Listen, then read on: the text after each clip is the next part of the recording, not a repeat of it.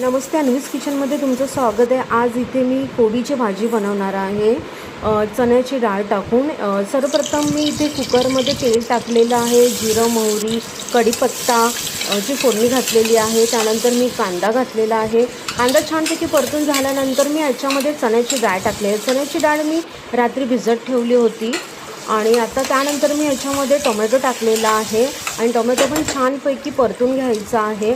आणि मी इथे एक बटाटा टाकलेला आहे। बटाटा मी छानपैकी बारीक करून घातलेला आहे त्याच्यामध्ये। आता याच्यामध्ये मी 1 चमचा मीठ टाकलेला आहे, 1 चमचा तिखट मसाला टाकलेला आहे, कलरचा मसाला टाकलेला, हळद टाकलेला आहे आणि जो छानपैकी कोबी चिरून घेतलेला होता बारीक तो मी इथे टाकलेला आहे आणि कोबी पण इथे छानपैकी परतून घ्यायचा आहे। आणि आता इथे कुकरच्या मी इथे 3 शिट्या करून घेणार आहे आणि थोडंसं पाणी टाकून घ्यायचं आहे आणि बारीक मंद गॅसवरती आपली भाजी शिजवून घ्यायची आहे। आणि ही आता आपली इथे कोबीची भाजी तयार आहे। तुम्हाला माझा व्हिडिओ कसा वाटला नक्की कळवा।